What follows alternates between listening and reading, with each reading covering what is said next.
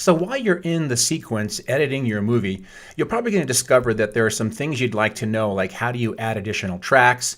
How do you zoom in, zoom out? How do you turn certain features on or off? And I'd like to show those to you now in this lesson. So let's begin with taking a look at how to navigate through the sequence. So in other words, if I want to quickly move my playhead from left to right, I could simply click up here in the time code, and of course the playhead snaps to that point. That's pretty straightforward. If I want to zoom in and out of my sequence, I could navigate over to the zoom tool, mouse click on that, and then click, click, and then zoom in wherever the playhead is or anywhere else that I would like to zoom in. So I'm going to hold the Option key down, and that will turn to a minus. So if I Option click, click, then I can zoom out, and if I let the Option key go, it defaults back to a plus, and that allows me to zoom in and out. So I'm going to put that tool back by clicking on the Selection tool or the Selection arrow. And I can also zoom in by mouse clicking on the right edge of this navigation bar or the left edge. So let me show you. If I mouse click and drag this over to the right, of course I can navigate through the entire sequence.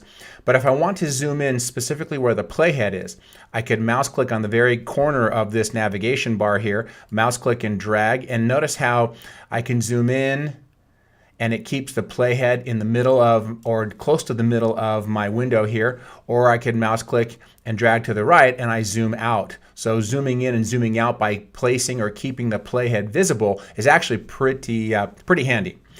As I'm going through my sequence here and I'd like to add more space for additional tracks, I could mouse click on the middle part of this bar here over to the far, far right.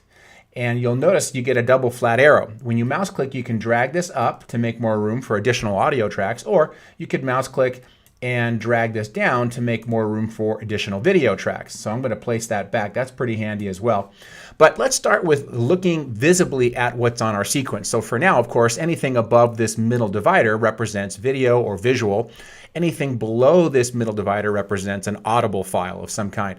So sometimes I'd like to see a little more information pertaining to what's in my sequence. And so a quick way to reveal certain things is I could navigate to the layer itself, and notice how when I get to this portion of this particular video layer, and the same will go for the audio as well, I could mouse click and drag that straight up to expand the video track, and I can of course expand the audio track as well to reveal more of each track.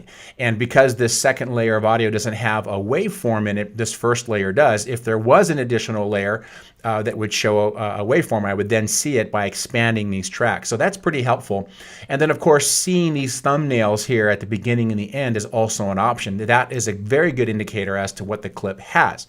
So I could navigate up to this wrench, which is my timeline settings. I could mouse click on that and select Show Video Thumbnails, Show Video Keyframes, Show Audio Waveform. By the way, these are on by default.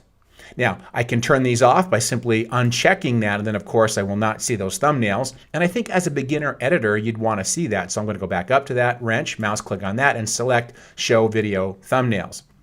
Now, to get this option to change, you can navigate up to this little grid line here, and by clicking on this, this allows me to get into a different part of my sequence. I'll call them sequence settings. And I can select different options here, video head and tail, or video at head only, or I'm sorry, video head thumbnails, video head and tail thumbnails. So I'm going to select this, video head thumbnails, and of course when you do that, you just get a video thumbnail at the beginning of each clip. So I think I like that a little bit better because it doesn't take up so much visible space while I'm editing.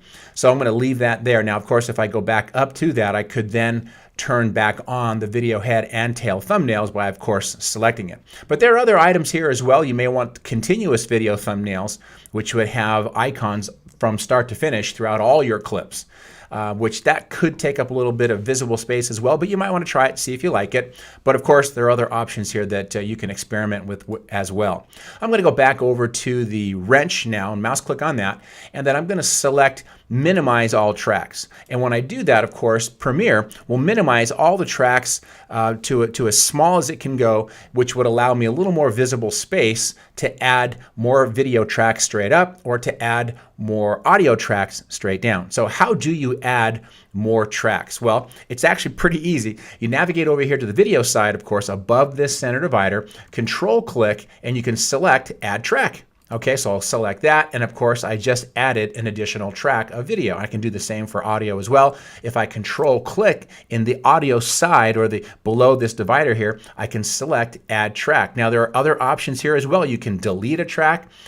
You can add a audio submix track, and you can even customize. I'll come back to the customize in just a moment, but notice how when you go up to the video and or audio, you'll get different options basically. So if you control click here, you don't get the same quiet options that you would get even in the customize portion of this. Even this is going to be different. So if I select customize, remember this is going to represent the options that I have to drag down into this area that are visible for just video.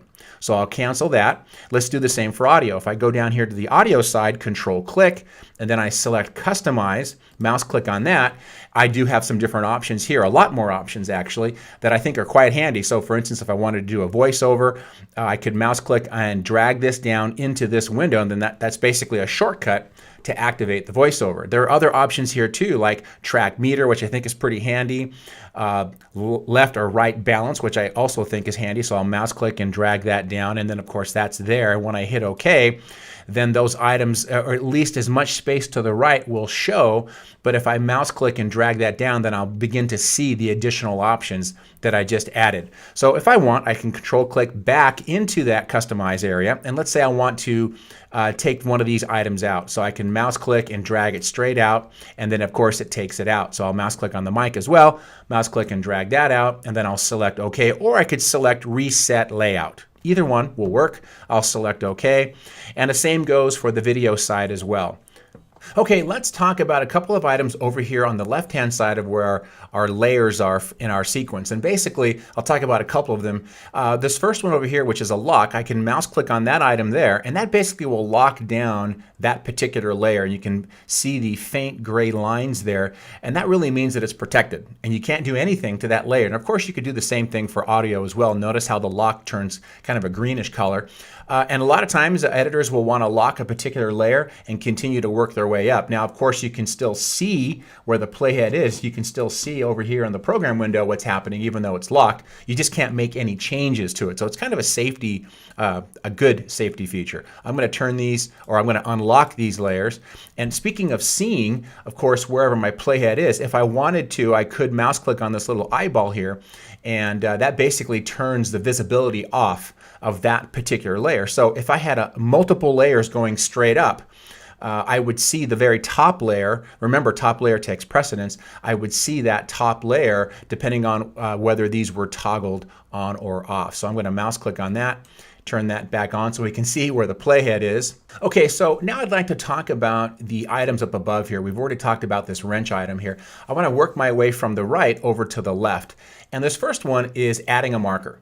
And basically, wherever the playhead is, if I mouse click on this add marker or push the letter M as the shortcut indicates, when I do that, a green marker will appear. And not only can you see it here where the playhead is, of course, you can also see that marker over here in the program window. And of course, that's just basically for visible representation of an area or a spot within your sequence that you want to mark. And of course, markers can be customized. I can mouse click on that and select add another marker, go to marker, clear selected markers, edit marker. That's if you want to add notes or make changes to that marker. I'll click on that now. You can also give it a name, change the color. I mean, there are so many options here when you want to go into the editable portion of that marker. And then, of course, whatever change you make or whatever you decide you'd like to do, or change the marker here, as you can see, to a chapter marker, you simply select OK, and I'm going to hit cancel. You can do that as well. Now, you can also move the marker. If you mouse click and drag to the left or drag to the right, that's also, of course, a very handy item as well. But don't forget to manipulate that marker, control click on it, and you've got all these options down in here that will allow you to make changes to it, okay? So what if you wanted to clear that marker? Well, again, you can go back up to the marker, that specific marker, control click on it, and then select clear selected marker. And then of course you can also clear all markers. Well, I'm going to select clear selected marker just to get rid of that. Now I'd like to talk about these three items over here, and by default, this color green indicates that they're on. And this first item here, linked selection, indicates that before I turn it off, I want to show you what happens if I navigate over to, let's say, this video clip, and I'd like to work on just the video. If I mouse click on that clip, notice how the audio also gets selected. Well, I'll deselect that by clicking in an open gray area here, and then I'll navigate back over to turn that basically off. And when I turn that off, this allows me to select a particular part or piece of this media that allows me to manipulate just that piece.